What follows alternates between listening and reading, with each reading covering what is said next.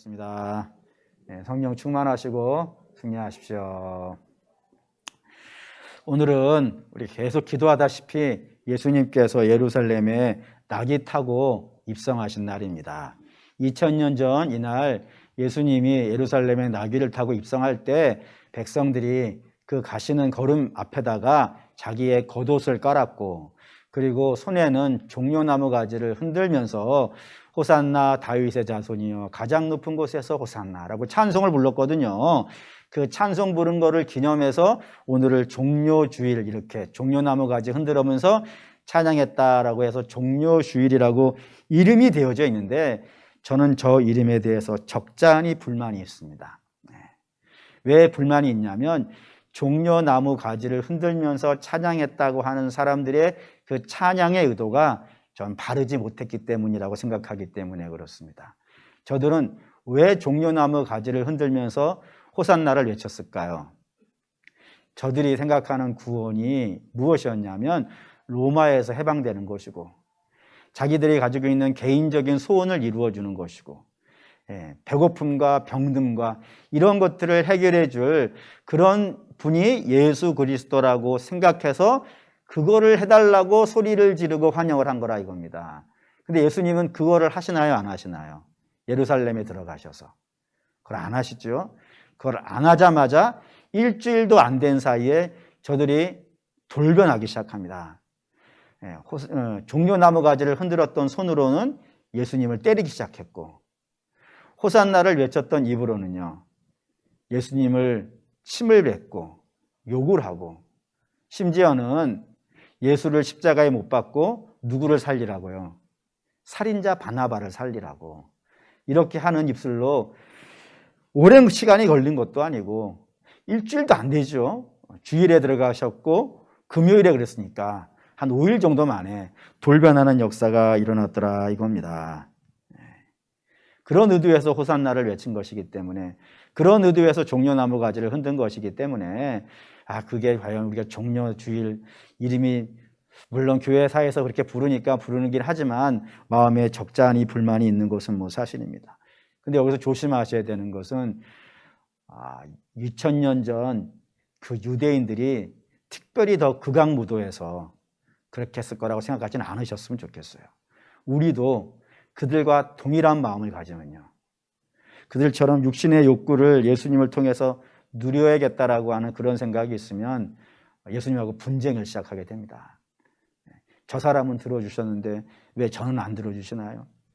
저 집에는 저런 일을 주시는데 왜 나는 안 주시나요? 그렇게 되면서 예수님과 분쟁을 하게 되어지고, 분쟁을 하게 되어지면 결국에는 마찬가지지 않겠습니까? 그렇기 때문에 우리는 예수님께서 낙이 타고 예루살렘에 입성하셨다는 그 말씀의 의미를 좀 잘 이해하실 필요가 있겠다 이겁니다. 이거를 잘 이해하셔서 우리의 신앙의 근본으로 삼으셔야 우리의 신앙이 성장하고 그 성장으로 인해서 유익을 누리지, 그렇지 않으면은 그렇죠, 그런 일이 생길 수 있기 때문에 오늘은 이 종려주일을 기념하여서 예수님께서 예루살렘에 낙이 타고 입성하신 그 의미와 그 의도를 우리 한번 이제 묵상해보는 시간을 삼아보려고 합니다. 먼저는 그 이야기를 하려면 나귀를 타신 그 예수님이라는 분이 어떠한 분인지를 먼저 좀 이해를 하셔야 될 필요가 있습니다. 예수님 확인하시죠. 미가서 5장 2절입니다. 읽을게요. 베들레헴 너는 유다 족속 중에 작을지라도 이스라엘을 다스릴 자가 내게서 내게로 나올 것이라. 그의 근본은 상고의 영혼에 있느니라. 에브라임은, 베들레헴은 예수님이 태어나시는 곳이잖아요. 근데 그 베들레헴에서 예수님이 태어나실 텐데, 메시아가 베들레헴에 나올 텐데, 그 메시아는 뭐 하시는 분이라고요? 이스라엘을 다스릴 분이라고, 왕이라고요. 근데 그 왕의 근본, 기원은 어디 있냐면 상고라고요. 영원이라고요. 다시 말하면 모든 만물이 있기 전부터 계신 분, 모든 만물이 있기 전, 상고, 태고 그런 거잖아요. 아주 옛날에 모든 것들이 이 땅에 있기도 전부터 계신, 영원부터 계신 분이다라는 겁니다. 그게 누구겠어요? 하나님인 거예요. 그래서 이거를 받아서 사도 요한도 그 요한복음 1장 1절에서 4절에 동일한 표현을 썼어요. 한번 또 보시죠. 1장 1절에서 읽겠습니다. 태초에 말씀이 계시니라. 이 말씀이 하나님과 함께 계셨으니 이 말씀은 곧 하나님이시니라. 그가 태초에 하나님과 함께 계셨고 만물이 그로 말미암아 지은 바 되었으니 지은 것이 하나도 그가 없이는 된 것이 없느니라. 그 안에 생명이 있었으니 이 생명은 사람들의 빛이니라 하고요. 성부 하나님이 계세요. 근데 그 성부 하나님이 계시는데 또 다른 하나님이 계시다 이거예요. 그분이 뭐예요? 말씀이신 하나님. 그 말씀이신 하나님이 창세 전부터 하나님과 함께 계셨었는데 그 하나님들이 뭘 하셨다고요? 함께 세상을 창조하셨고 그 세상에게 생명을 부어 놓으셨다 이겁니다. 그 함께 계셨던 하나님이 누구인 거예요? 예수님이라 이겁니다. 그렇기 때문에 예수님은 그야말로 놀라우신 하나님, 그야말로 대단하신 하나님 이렇게 불려도, 그래서 성경은 기묘자라고 부르거든요. 기묘자. 이 영어 성경에는 원더풀이라고 되어 있는데 원더풀, 정말 놀라우신 분, 그런 분이 예수 그리스도라 이겁니다. 근데 그런 분이 뭘 타셨다고요? 나귀를 타셨다고요. 그럼 나귀를 또 생각해 봐야 될 것 같아요. 그 나귀는 성경에서 두 가지로 항상 등장합니다. 하나는 솔로몬 이전 시대의 나귀가 다르고 솔로몬 이후 시대의 나귀가 달라요. 생각하는 방향이. 솔로몬 이전 시대에는 탈 것입니다. 누가 타는 거예요? 왕과 귀족들이 타는, 요즘으로 말하면 고급 승용차쯤 되어지는 것이 솔로몬 이전의 나귀입니다. 왜 솔로몬 이전의 나귀는 저런 대접을 받았을까요? 말이 없었어요. 말이 왜 없냐면 한번 보시죠. 신명기 17장 16절 읽겠습니다. 그는 병마를 많이 두지 말 것이요 병마를 많이 얻으려고 그 백성을 애굽으로 돌아가게 하지 말 것이니 이는 여호와께서 너희에게 이르시기를 너희가 이후에는 그 길로 다시 돌아가지 말 것이라 하셨습니다 라고요. 그러니까 율법으로 저게 하나님께서 왕에게 하신 명령이에요. 왕에게 말씀하시기를 너는 말을 두지 말라 이거예요. 왕도 말을 못하면 나머지는 못하겠죠. 말을 두지 말라 그랬는데 말을 두지 않아야 되는 이유가 두 가지예요. 첫째는 뭐냐면 이스라엘은 전쟁을 못하게 돼 있어요. 쳐들어왔을 때, 상대가 우리나라를 쳐들어왔을 때만 방어용으로 전쟁이 가능해요. 그리고 그 전쟁도, 방어형 전쟁도 자기를 방어하는 수준이 돼야지 남의 성까지 쫓아가가지고 그 성을 무너뜨리지는 못하게 돼 있다고요. 그런 율법이 있단 말입니다. 근데 당연히 전쟁을 못하니까 말이 필요가 없을 뿐만 아니라 이스라엘은 자기 힘을 의지하는 자들이 아니고 하나님을 의지하는 자예요. 그러니 말은 힘의 상징이니까 우리는 하나님을 의지하니까 말이 필요가 없는 거예요. 그래서 이렇게 말을 못 두게 됐어요. 그게 첫 번째 이유고, 두 번째는 이 말이 이스라엘은 없어요. 어디에 있냐면 애굽에 있어요. 애굽에 있으니까 말을 하려면 살려면 어떻게 해야겠어요? 애굽으로 가야 돼요. 근데 하나님은 애굽으로 가지 말라 이거예요. 그러니까 못 사는 거예요. 말이 없어요. 심지어는 전쟁을 하다 보면 다윗이 전쟁에 승리를 하지 않습니까? 전쟁에 승리를 하면 전리품으로 말을 얻을 수 있을까요? 없을까요? 있죠. 근데 다윗은 발목을 잘라요. 그래서 말을 버려요. 하나님이 하지 말라 그랬으니까. 그래서 이스라엘은 말이 없어요. 말이 없어서 당연히 모든 자들은 다 나귀를 타고 다녔어요. 다윗도 탔고, 그리고 사울 왕도 탔고, 사사들도 탔고, 다 나귀를 타고 다녔어요. 근데 그러던 것이 나귀인데 이 솔로몬 이후에는 바뀌어요. 왜 바뀌냐면은 솔로몬이 말을 대량으로 갖고 갔어요. 한번 보시죠. 열왕기상 10장 26절 읽겠습니다. 솔로몬이 병거와 마병을 모으매 병거가 1400대여 마병이 12000명이라 병거성에 두고 예루살렘 왕에게도 두었니라라고요. 그러니까 병거성을 이스라엘에 세 군데에다가 세웠어요. 북부에다가, 중부에다가, 남부에다가 세 군데에다가 병거성을 세우고 거기에다가 말을 모았대요. 그냥 얻은 정도가 아니라 말을 자기가 부지런히 모은 거예요. 하나님이 하지 말라는 걸 하고 있는 거예요. 그래서 사실은 솔로몬이 제가 볼 때는 그다지 믿음이 있는 사람이 아니에요. 처음에 시작할 때만 좀 괜찮게 믿음 생활을 했을 뿐이지 그는 대부분의 생활을 믿음과 관계없이 살은 것 같아. 그래가지고 혹시 이름을 지을 때 솔로몬이라는 이름을 많이 듣던가요? 다윗은 많죠. 데이빗, 다비드, 뭐 이렇게 있죠? 많이 있죠? 그런데 솔로몬은 많이 못 들어봤죠? 근데 솔로몬 이름을 많이 쓰는 동네가 있어요. 혹시 아시나요? 그 이슬람에서 많이 써요. 이슬람 왕의 이름이 슐레이만이에요. 비슷하죠? 모르시면 넘어가도 돼요. 슐레이만, 그게 솔로몬이에요.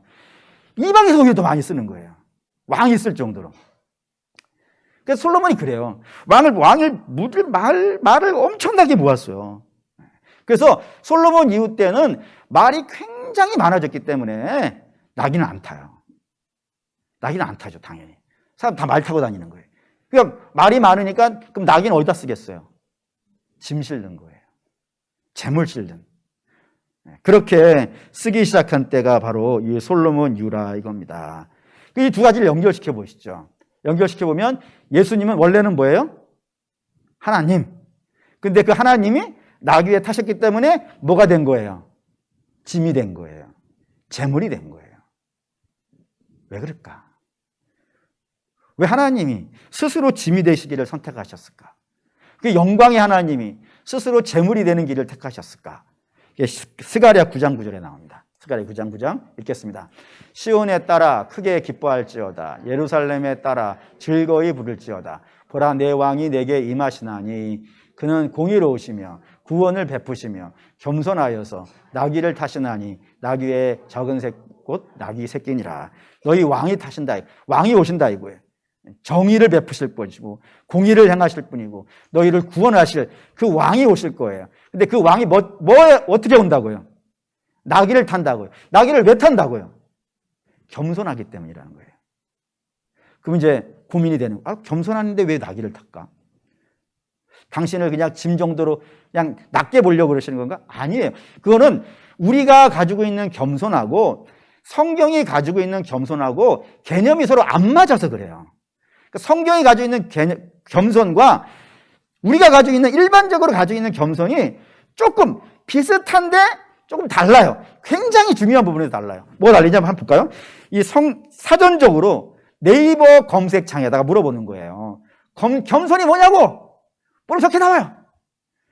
자신을 낮추며 상대방을 인정하고 높이는 욕심이 없는 마음 상태. 네이버가 알려준 거예요. 저한테 따지시면 안 돼요. 근데 성경은 이 정도를 겸손이라 하지 않아요.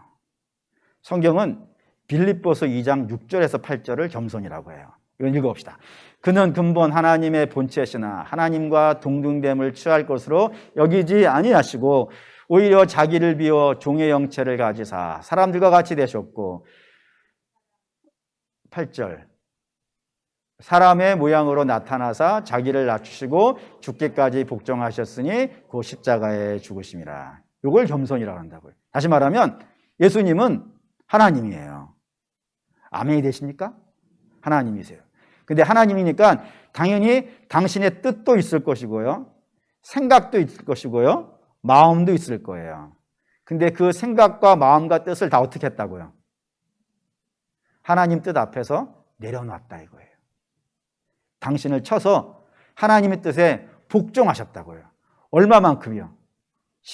죽기까지. 그게 십자가예요. 그러니까 성경이 말하는 겸손은 뭐예요? 하나님의 뜻을 따라서 죽는 거예요. 그게 겸손이에요. 하나님의 뜻에 자기를 복종시키는 거예요. 그게 우리도 마찬가지예요. 우리도 신자된 이상 하나님께 우리 겸손하다고 했을 때는 그냥 다른 사람 앞에 저를 이 정도가 아니에요. 우리의 겸손도 하나님의 뜻에 우리를 쳐 복종시키는 것. 그걸 성경이 겸손이라 한다 이거예요. 왜요? 예수님이 그랬으니까. 그러니까 예수님이 나귀를 타신 것은 당신을 그냥 단순히 낮추시기 위함이 아니라 뭐 때문이라는 거예요? 하나님의 뜻 때문이라 이거예요. 하나님의 뜻이 아니었으면 안 한다 이거예요. 하나님이 그렇게 당신이 재물 되기를 원하셨기 때문에 재물이 되셨다 이거예요. 그럼 당연히 이제 다음 질문이 되겠죠. 그럼 하나님의 뜻은 뭘까요? 하나님의 뜻이 뭐길래 만물의 창조주가 스스로 재물이 되는 길을 택하시게 했을까요? 그것이 오늘 저와 여러분이 읽은 본문입니다. 여기 메시아가 오신 이유가 등장해요. 메시아가 왜 오시냐면 하나님이 당신의 백성인 이스라엘과 새로운 언약을 맺기 위해서 오시는 거예요. 새로운 언약을. 새로운 언약을 맺는 이유는 뭘까요, 그러면요? 옛 언약이 있다는 얘기죠. 새 언약이 있다는 건 옛 언약이 있다는 거잖아요. 근데 새 언약을 맺어야 되는 것은 옛 언약이 어떻게 됐기 때문에 망했다 이거예요, 옛 언약이. 옛 언약이 실패했기 때문에 새 언약을 맺을 수밖에 없는 그런 상황이 됐다 이겁니다. 그러면 망했다고 하는 그 옛 언약은 뭘까요? 그게 구약이에요, 근데. 옛 언약, 구약. 혹시 그거로 생각하는 건 아니시겠죠? 옛날 약. 신약. 어쨌든 옛 언약은 뭘까요? 신해산 언약이에요. 신해산 언약을 한번 봅시다. 출애굽기 19장 읽겠습니다.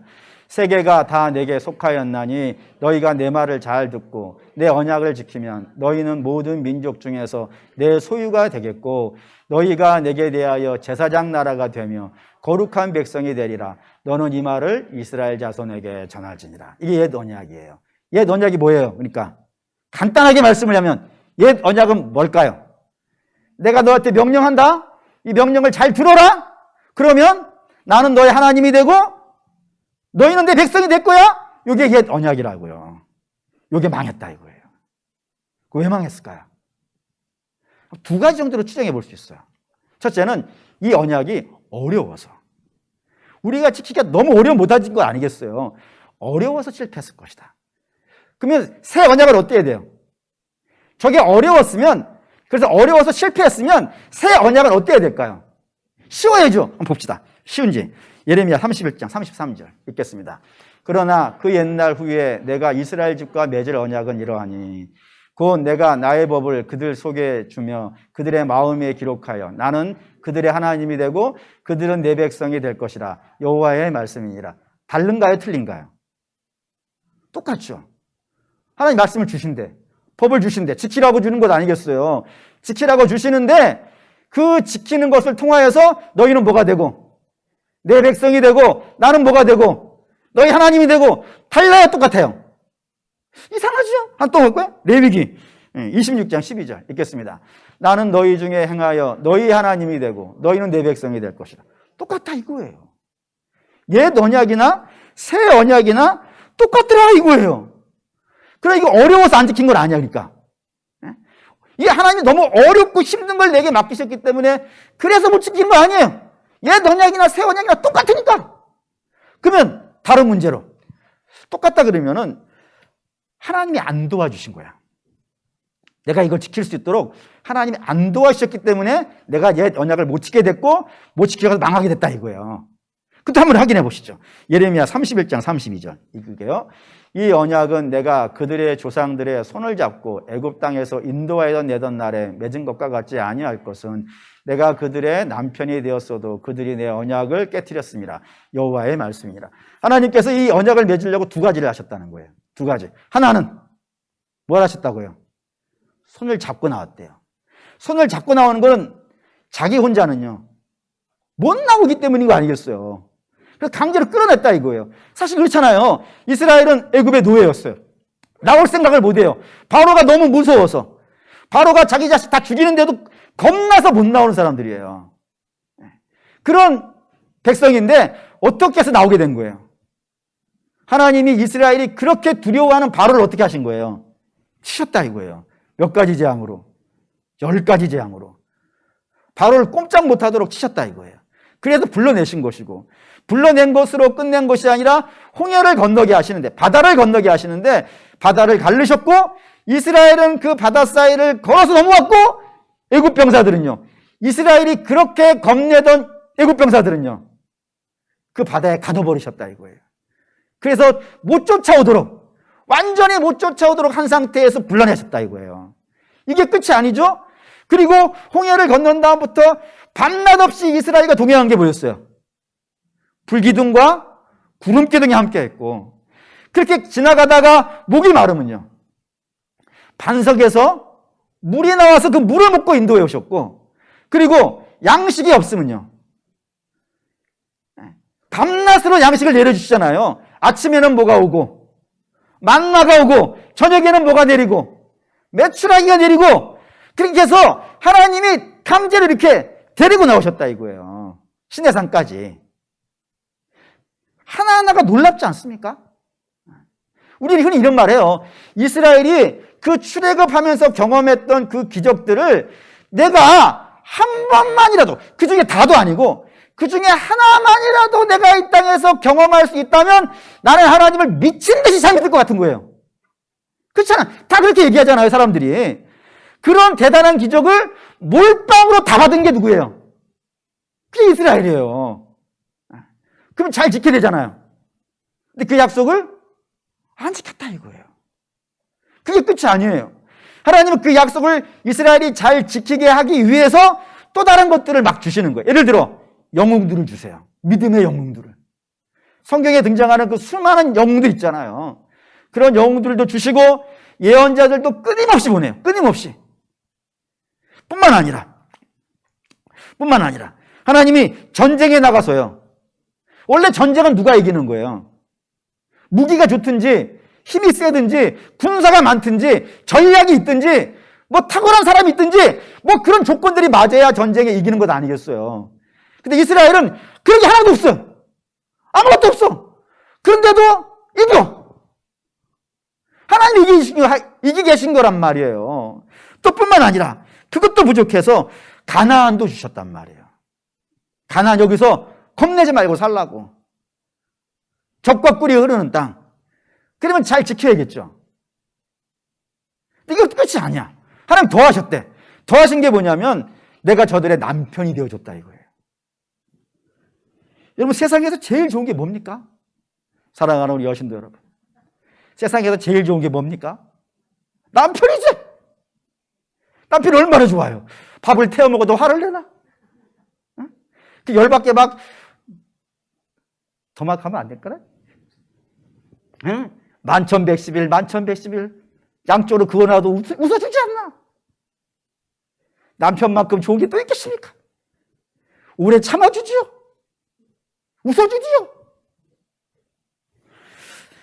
최소한 남신도는 아멘을 할 줄 알았었는데 어쨌든 가장 좋은 게 남편입니다.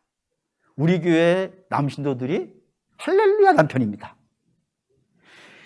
어쨌든 하나님이 그거 해줬단 말이에요. 그걸 성경은 이렇게 표현하잖아요. 호세아가 고멜을 사랑하듯이 하나님이 이스라엘을 사랑했다고요. 하나하나가 놀라운 이야기들 아니겠어요. 그런 놀라운 이야기들 속에서 맺어진 것이 옛 언약이에요. 근데 그런 옛 언약을 이스라엘이 지켰다고요? 못 지켰다고요? 못 지키더라 이거예요. 못 지키더라. 왜 못 지킬까? 어려운 것도 아니라면서요. 그리고 지킬 수 있도록 하나님이 다 내시잖아요. 그런데도 못 지키더라 이거예요. 그럼 왜 못 지킬까 그거를? 그럼 33절 읽겠습니다. 그러나 그날 후에 내가 이스라엘 집과 맺을 언약은 이러하니 곧 내가 나의 법을 그들의 속에 두며 그들의 마음에 기록하여 나는 그들의 하나님이 되고 그들은 내 백성이 될 것이라. 여호와의 말씀이라. 아까 이게 옛 언약과 똑같다 그랬어요. 다른 게 하나가 딱 있어요. 다른 게 하나가 있어요. 뭐가 다를까요? 옛 언약을 어디다 썼죠? 돌에다가 썼어요. 근데 새 언약을 어디다 쓰겠다고요? 마음에 쓰겠다 이거예요. 왜 그럴까요? 문제가 어디 있습니까? 마음에 있다 이거예요. 사람이 약속을 못 지키는 것, 하나님의 율법을 지켜내지 못하는 것은 저들은 마음에 문제가 있다 이거예요. 좀 마음에 문제가 있다는 걸 좀 더 구체적으로 보시죠. 홍수 심판이 있었어요. 홍수 심판이 있고 물이 다 감한 다음에 노아가 하나님께 제사를 지냅니다. 하나님께서 그 제사를 잘 받으셨어요. 받으시고 나서 노아에게 하나님께서 말씀을 하십니다. 그 제사에 대해 응답을 하시는 거예요. 그 응답이 창세기 8장 21절입니다. 읽을게요. 여호와께서 그 향기를 받으시고 그 중심에 이르시되 내가 다시는 사람으로 말미암아 땅을 저주하지 아니하리니 이는 사람의 마음이 계획하는 바가 어려서부터 악함이라. 내가 전에 이 모든 생물을 다시 멸하지 아니하리라. 이제 홍수 심판 이후에 노아로부터 나머지가 시작되는 거예요. 새로운 아담이라고 봐도 뭐 무방하겠죠. 노아밖에 없으니까. 노아 가족밖에 없으니까. 노아가 그 우두머리고. 그 노아에게 사람의 마음이 어떻다고요? 악하다고요. 사람의 마음이 악하다고. 단순히 나쁘다 정도가 아닙니다. 조금 어긋났다 정도가 아니라고요. 어려서부터 본성적으로 악하다고요. 요거를 예레미야가 받았어요. 예레미야가 그 유명한 말씀을 씁니다. 17장 9절에다가 읽겠습니다. 만물보다 거짓되고 심히 부패한 것은 마음이라 누가 능히 이를 알리오마는. 마음이 가장 만물보다도 거짓되고 심히 부패한 게 마음이라고요. 원래부터 그러진 않았을 건 아니겠어요. 하나님이 지으셨을 텐데. 근데 저렇게 됐다 이거예요. 왜 저렇게 됐죠? 맞습니다. 죄가 그렇게 한 거예요. 죄가 있는 자리가 마음입니다. 죄의 집의 마음이에요. 죄가 우리의 마음에 깃들어서 그 마음을 거짓되게 만들고 부패하게 만들어 버리더라 이겁니다. 그렇기 때문에 이렇게 부패하고 거짓된 것이기 때문에 거기에다가 뭐를 줘도요, 다 부패시킨다 이거예요. 여러분들을 모욕하려고 하는 게 아닙니다. 사실을 말씀드리는 겁니다. 사람은 스스로 선을 만들어낼 수 없어요. 오히려 하나님이 그들에게 선한 율법을 줘도요, 그 율법으로 사람을 살리는 것은 예수님만 살려내요. 사람들은 뭐해 그걸로요? 남 죽이려고만 한다니까요. 선한 율법이에요. 율법 하나님이 주신 게 어떻게 나쁘겠어요. 그 선한 것도 부패하게 만들어버린다 이거예요. 그 외에 어떤 거를 아무리 좋은 거를 갖다 준다 하더라도 사람은 그걸 갖고 선을 만들어내지 못하고 전부 악한 데 쓴다 이거예요. 그걸 이제 로마서 사도 바울이 썼어요. 3장 23절 읽겠습니다. 모든 사람이 죄를 범하였음에 하나님의 영광에 이르지 못하고 뭐를 줘도 그걸 갖고 하나님의 영광에 이르지 못하고 다 부패시켜버리더라 이겁니다. 누리지도 못하고요, 오염시켜버리고 그 오염으로 인해서 모든 사람이 함께 힘들어하고 고통스러운 그런 세상밖에 안 되더라 이거예요. 마치 컴퓨터 바이러스 좀 여러분 이해하셔도 될 것 같아요. 매우 좋은 컴퓨터에 아마 세상에서 제일 빈 슈퍼컴퓨터라고 합시다. 하나당 수백억씩 하는 그 슈퍼컴퓨터에다가 최신식 프로그램을 싹 다 깔았다 하더라도 거기에 바이러스 한 번만 타면요, 그 못 쓰는 거예요. 자기만 못 쓰는 게 아니에요. 다른 것까지 다 감염을 시켜가지고 결국에는 온 세상을 곤란하게 만들어버리는 것이 바이러스라 이겁니다. 그래서 내가 좋은 컴퓨터를 쓰든 안 좋은 컴퓨터를 쓰든 반드시 제일 먼저 있어야 되는 게 뭐예요? 그 컴퓨터 깨끗해야 돼요. 바이러스가 오염되지 않아 있어야 돼요. 사람이 그렇더라 이겁니다. 하나님이 우리에게 명하신 것이 무엇이든지 간에 그 말씀을 지켜내려면은 우리의 심령이 어떻게 되겠어요? 고침받아야 돼요. 죄를 몰아내야 돼요. 그렇지 않고서는 아무것도 할 수 없다 이거예요. 그러면 어떻게 해야 그 죄가 청산이 되어질 수 있을까요? 죄는 반드시 대가를 원한다고 했으니까 대가를 내야 될 겁니다. 대가가 뭐냐면 로마서 6장 23절 읽겠습니다. 죄의 삭은 사망이요 하나님의 은사는 그리스도 예수 우리 주 안에 있는 영생이라. 죄가 값을 받아내려고 하는데 그 값이 뭐라고요? 사망이라고요. 그러니까 사망을 내야 죄가 떠나는 거예요. 그걸 여러분 이렇게 이해하셔도 될 것 같아요. 사람이 죽잖아요. 죽은 자는 죄의 유혹을 안 받아요. 죄가 와서 별걸 다 한다 하더라도 죄의 유혹을 받지 않아요. 근데 문제는 죽으면 죄의 유혹은 안 받지만 그 사람은 어떻게 된 거예요? 망한 거예요. 끝난 거예요. 소망이 없는 거예요. 그래서 하나님이 그 사람에게 직접 죄의 대가를 받아낼 수 없으니까 구약 시대에는 다른 걸로 받았단 말이에요. 다른 걸로. 다른 게 뭐였어요? 짐승으로 대가를 받았다고요. 근데 문제가 있더라 이거예요. 짐승으로 드리는 거는. 뭐가 문제일 것 같으세요? 여러분 이런 말 아시죠? 이런 말 아실 거예요. 한 영혼이 뭐보다 크다고요? 천하보다 크다는 말 들어보셨죠? 원래 이게 성경이 정확히 이런 말은 표현은 없어요. 그런데 그럼에도 불구하고 성경을 기반으로 한 말은 틀림이 없어요. 한 영혼이 천하보다 귀하다고. 그렇다면은 이 세상에 창세기 맨 처음에서부터 이 세상이 끝날 때까지 모든 짐승들을 이쪽에 세워놓고 여러분 영혼을 이쪽에 세워내면 어느 쪽이 더 무거울 것 같으세요? 이게 헷갈리시면 안 되는데. 시소 합시다. 시소. 이 세상에 창세 때부터 세상이 끝날 때까지 뭐 파리에서부터 시작해가지고 하여튼 모든 생물들을 다 모아서 이쪽에 탁 올려놨단 말이에요. 이쪽 시소에다가. 그리고 여러분 하나 여기다 놨어요. 그럼 어느 게 더 무거울 것 같으세요? 여러분이 더 무겁겠죠? 그러니까 천하보다 귀한 거 아니겠어요? 그러니까 이 제물로는 아무리 많이 잡아도 나 하나를 감당 해야 못해요. 못한다. 값이 안 맞아. 값이 안 맞아서 가격이 안 된단 말이에요. 그래서 일시적. 그때 계속 해야 돼. 그 짐승을 죽여야 되는 거예요. 그래도 해결이 안 돼. 그런데 하나님께서 놀라운 제사를 하나를 생각하신 거예요. 그 제사는 뭐인 거예요? 모든 생명을 다 합친 보다 더 큰 재물을 내는 거예요. 더 큰 재물을. 이렇게 생각합시다. 아담에서부터 이미 죽은 사람 다 합치고, 그리고 지금 살아있는 사람 다 합치고, 그리고 앞으로 태어나서 주님이 다시 오신 날까지 태어날 사람 다 합쳐가지고 이쪽에 놔요. 이쪽에 놔. 그리고 이쪽에다가 예수님 놓는 거예요. 그럼 어느 게 더 무겁겠어요? 그렇죠. 그거예요. 하나님이 그걸로 하시기로 했다 이거예요. 그 제사가 얼마나 놀라운 제사인지를 히브리서가 성경을 썼습니다. 9장 11절에서 15절 읽겠습니다. 그리스도께서는 장래 좋은 일의 대제사장으로 오사 손으로 짓지 아니한 것 곧 이 창조에 속하지 아니한 더 크고 온전한 장막으로 말미암아 염소와 송아지의 피로 하지 아니하고 오직 자기의 피로 영원한 속죄를 이루사 단번에 성소에 들어가셨느니라. 염소와 황소의 피와 및 암송아지의 죄를 부정한 자에게 뿌려 그 육체를 정결하게 하여 거룩하게 하거든 하물며 영원하신 성령으로 말미암아 흠없는 자기를 하나님께 드린 그리스도의 피가 어찌 너희 양심을 죽은 행실에서 깨끗하게 하고 살아계신 하나님을 섬기게 하지 못하겠느냐. 이로 말미암아 그는 새 언약의 중보자시니 이는 첫 언약 때에 범한 죄에서 속량하려고 죽으사 부르심을 입은 자로 하여금 영원한 기업의 약속을 얻게 하려 하심이라. 할렐루야. 예. 주께서 제사장도 되시고 제물도 되신다 이거예요. 그래서 흠없는 당신을 죽여서 그 피를 가지고 하나님 앞에 여러 번 들어가는 게 아니란 말이에요. 단번에 한 번에 들어가셔서 그곳으로 우리를 위해서 제사를 지내셨다 이거예요. 그 제사를 지낸 결과 어떤 일이 벌어졌다고요?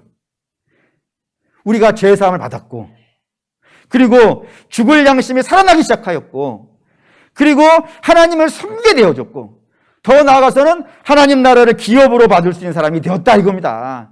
이게 구원의 역사란 말이에요. 한 번에 이걸 다 이루신 거란 말이에요.